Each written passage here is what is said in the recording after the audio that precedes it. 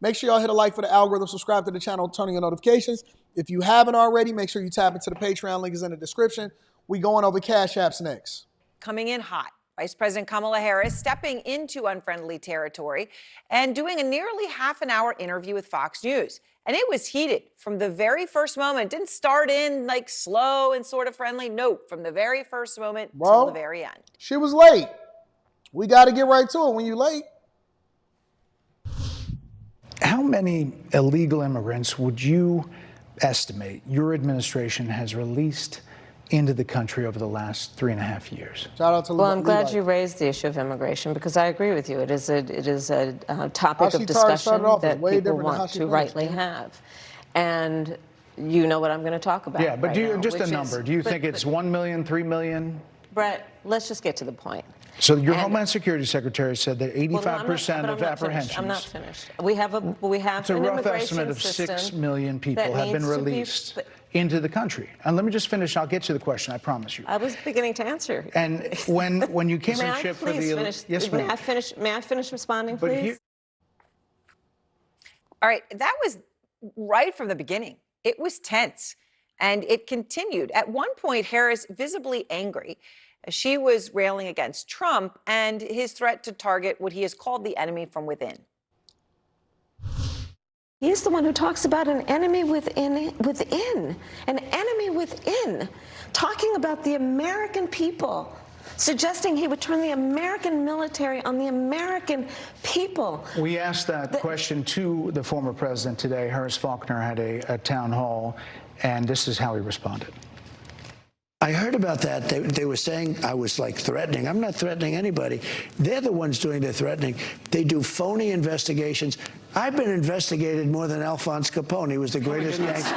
No, it's true. No, but think of it. It's called weaponization of government. It's a terrible thing. So, Brett, I'm sorry, and with all due respect, that clip was not what he has been saying about the enemy within that he has repeated when he's speaking about the American people. That's not what you just showed. Well, he was asked about that specific... No, that's not what you just showed. In all fairness and respect to you. That was the question that we asked him. You didn't show that, and here's the bottom line. He has repeated it many times, and you and I both know that. And you and I both know that he has talked about turning the American military on the American people. He has talked about going after people who are engaged in peaceful protest. He has talked about locking people up because they disagree with him. This is a democracy. And in a democracy, the President of the United States, in the United States... This is a republic, and she is out of control. She is out of control. Look at those teeth. Look at how she's gritting her teeth. When a woman talks through her teeth, and I ain't saying teeth with a TH, I'm talking about teeth with an F. When a woman starts talking through her teeth, be on the lookout. Everybody gonna suffer, including Ethel. Care how long Ethel been there. Ethel's gonna catch it. States of America should be willing to be able to handle criticism without saying he'd lock people up for doing it. And this is what is at stake. All right, the clenched teeth, the passion, Harris not backing down from a fight. And, you know, you talk about an interview like this, nearly 30 minutes. There's a reason she chose to do this, and there is a lot at stake in an election that the polls show to be neck and neck. So the question is, what did this interview do, and did it win Harris any new votes? All right, and everyone is here with me now to talk about that. So let me ask you about that, Congressman Rose. What do you think in terms of her doing this? I mean, she went in this eyes wide open. Sure. I mean, so let's just say, I don't know how much time Bret Baier was given in the interview, but he didn't start off with a general question. He started right in on immigration, and she came right back. I mean, there was no sort of pretense at... No, she didn't. No, she didn't. Listen, I know how CNN try to spin this because they try to make it seem like they're a fair organization. They are more left-leaning. We all watched the entire interview just a second ago. No, she didn't. She got washed. I ain't never seen nobody get washed and with questions. I've seen people get washed in debates. I've never seen anybody get washed with questions. Geniality. There was no build-up. No. And, you know, we had a fascinating conversation about 30 minutes ago, right? You know, because this is fresh. This was an hour ago. My friend is saying, oh, this was horrible. It was horrible. She did horribly, this and that. I thought that was an absolute home run because the audience.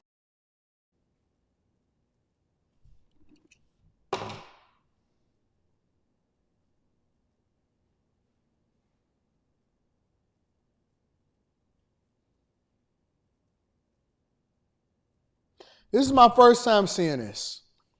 What you see me reacting to today is literally in real time.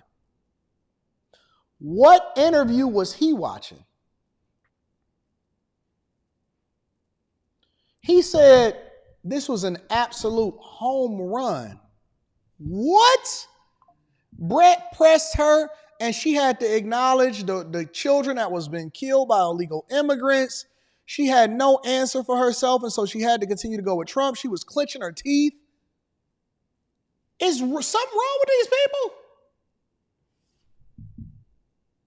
It was horrible. She did horribly, this and that. I thought that was an absolute home run because the audience. This friend right here next to you that you're talking about? This friend right here. So, oh my God, it was a fire. It was a massacre. No, that was a home run because she sent the one message that needs to be sent, which was, I will go anywhere at any time and show the courage necessary to speak to every American. Trump and J.D. Vance been doing that the entire campaign. Trump and J.D. Vance been taking unscripted questions and pulling up everywhere, including the National Association of Black Journalists and with Dana Bash on a regular basis. Ain't nobody impressed by that. You just got destroyed. Because that's what a real president does. The primary critique against her prior to this point was that she was not doing enough interviews. No one thought this is a Hail Mary play all day long. Was going to go swimmingly every step of the way. Everyone knew it would be adversarial, but she showed exactly what she needed to show, which was that she is a leader ready to be president on day one. Did he just convince you? No, and I love Max. He's a great guy. The reality is she's just now doing this. I told the former congressman, if I were advising the vice president, I would not have advised this unless my internals suggested that I was in trouble. You're looking to appeal to, I assume, some maybe moderate-leaning Republicans, maybe some Republicans who aren't necessarily tied to the former president. I don't think she persuaded them, Aaron, to vote for her in this debate. Her answers on immigration, she said, well, Donald Trump tanked the bill. Let's say you believe that. And Brett Baer said, but what about the first 2 years, where in the first 2 years you had the highest crossings of illegal crossings into the country? And then she said, but Donald Trump.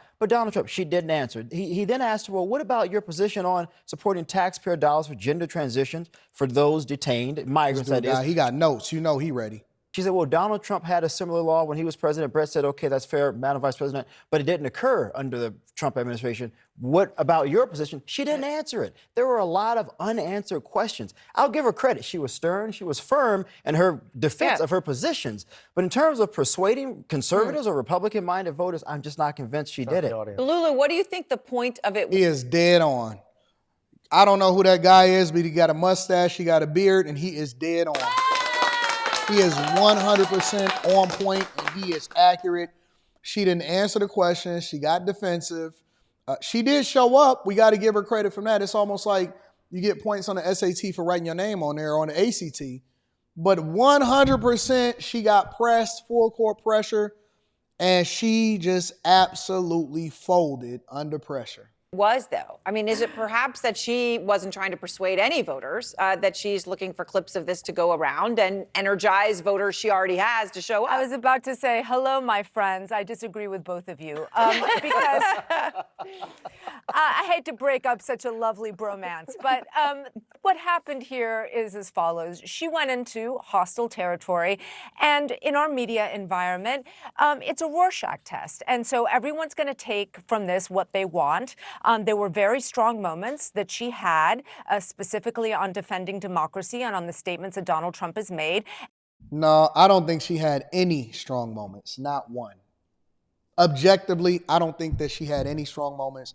I think that this was absolutely a mistake on her campaign, and she is in trouble. And that is going to be clipped, and that's going to be sent around, and people who are persuadable will look at that and say, she did well. And there are going to be clips on her responses on immigration, and people who are persuadable and think that immigration is a serious issue are going to look at that and think she did poorly. And that is the environment in which we live. But I do agree that this is a very good thing for her to do, because at this point, she needs to go on as many places as she can, and she needs to get everyone talking about her, because there are no big moments anymore. There are no debates.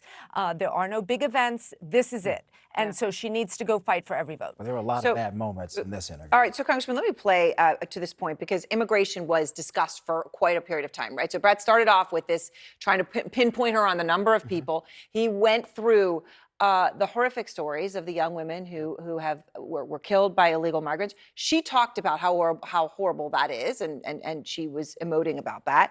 And then there was this exchange. Let me play it. When it comes to immigration, you supported allowing immigrants in the country illegally to apply for driver's license, to qualify for free tuition at universities, to be enrolled in free health care. Do you still support those things? Listen, that was 5 years ago, and I'm very clear that I will follow the law. I have made that statement over and over again, and as Vice President of the United States, that's exactly what I've done, not to mention before. You chose a running mate, Tim Walz, governor of Minnesota, who signed those very things into state law. So do you support that? We are very clear, and I am very clear, as is Tim Walz, that we must support and enforce federal law, and that is exactly what we will do. Okay, there was a pause there. You know, and Brett had laid it out. You know, people in the country illegally could qualify for free tuition, free health care, and driver's licenses. Do you think that sort of pregnant pause mattered, or do you think she recovered well from that? No, there was no pauses in this that really are Who's paying this guy? of any concern. What matters, and we'll get to you in a second, what matters He trolling. is He trolling. that there's only one candidate in this race that has the courage to go on the primary news network of their opposition party, right? We all know collectively at this table, Donald Trump would under no circumstances sit down for an interview with MSNBC for an extended period of time. And we also know for certain that no Republican strategist would have the courage to criticize the leader. As usual, whenever you can't find something good to say about yourself, you start talking about the other person. This is about her making the biggest mistake of her whole campaign and going on Fox News with Brett and thinking that he was going to take it easy on her and that she was going to filibuster her way through this conversation, and she's suffering for it. She woke up with a hangover, and ain't nobody in her campaign going to sit here and lie to her and tell her that she did a good job. That's a fact. Of their own party for doing that. So as we look at this, right, she took the answer head on, noted for a fact that she must wants be trying the to border get something, closed, and a Donald spot Trump in her cabinet. wants it open, along with the rest of the political party, the Republicans, who are his blind sycophants on this matter, as on everything else. I mean, wait a minute here. The vice president, once upon a time, supported taxpayer dollars, your money, my money, your money, all the people who are watching, to go towards people who broke the law coming into our country, to give them driver's license, to pay for tuition when we're struggling to pay for our own children to get a college education. Then her own running mate signed into law in his own state these very things that she's now saying she's now against them. And the American people are supposed to believe that the vice president has now all of a sudden had an epiphany. And all of a sudden, all of her beliefs have magically changed, yet the guy she chose clearly believes these things. And you're flipping it to Republicans? No, I'm merely noting. And again, very nice job dodging my point. Very nice job dodging my point. Whoever that guy is, he knows how to articulate himself well. He's 100% right. Let me give him a round of applause.